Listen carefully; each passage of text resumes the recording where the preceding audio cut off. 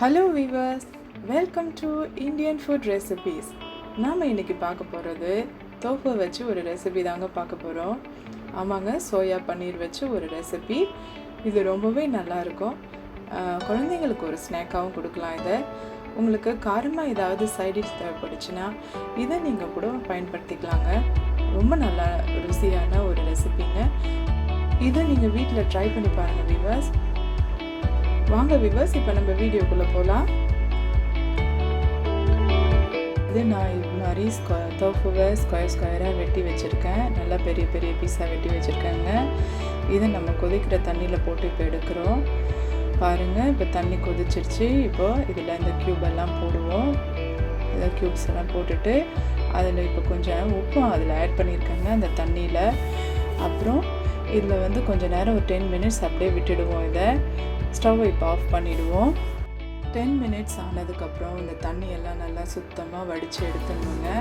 அதுக்கப்புறம் இதை எண்ணெயில் போட்டு பொரித்து எடுக்கணும். பாருங்கள் வியூவர்ஸ், இது மாதிரி தோஃபுவை அதாவது சோயா பன்னீரை எண்ணெயில் பொரித்து எடுத்துக்கணும். இது மாதிரி சாஃப்டாக பொரிச்சுக்கணுங்க. டீப் ஃப்ரை பண்ண வேண்டியதில்லை. டீப் ஃப்ரை பண்ணால் ரொம்ப ஹார்டாக போயிடும். ஓகே வியூவர்ஸ், அடுத்தது என்னென்னா, இது மாதிரி பொரித்து எடுத்துருந்த சோயாவை நம்ம இப்போ அதை எப்படி குக் பண்ணுறதுன்னு பார்ப்போம். இப்போ சோயாவை பொரித்து எடுத்துருந்தோம் இல்லையா, அதே எண்ணெயை நம்ம கொஞ்சம் குறைச்சிக்குவோம். தாளிக்கிற அளவுக்கு அந்த எண்ணெய் எடுத்துருந்தால் போதும். இப்போ நான் சின்ன சின்னதாக வெட்டி வச்சுருந்தேன் பூண்டை இப்போ நம்ம அதில் போட்டு வதக்கிக்குவோம். அதுக்கப்புறம் இப்போ நம்ம மஞ்சள் தூள் ஆட் பண்ணிக்குவோம். அதை லேசாக எண்ணெயில் வதக்கி விடுவோம். அடுத்ததாக சில்லி பவுடருங்க, இந்த காஷ்மீரி மிளகாத்தூள் காரத்துக்காக. அதையும் நல்லா எண்ணெயில் லைட்டாக பொரிச்சு விடுங்க. அது கருகி போகாத அளவு பார்த்துக்குங்க. சிம்மில் வச்சு இதெல்லாம் செய்யுங்க. அடுத்து நம்ம பொரிச்சு வச்சுருந்த சோயா பன்னீரை எடுத்து இதில் சேர்த்துப்போம். இதை நல்லா கிளறி விடுவோம். நம்ம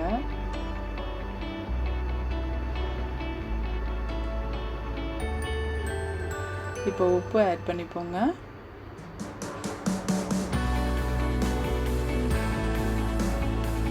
இப்போ நம்ம இதில் 1/2 டம்ளர் தண்ணி ஆட் பண்ணிப்போம். ஏன்னா இது அப்போ தான் கொஞ்சம் பாயில் ஆகும், அதுக்காக தாங்க.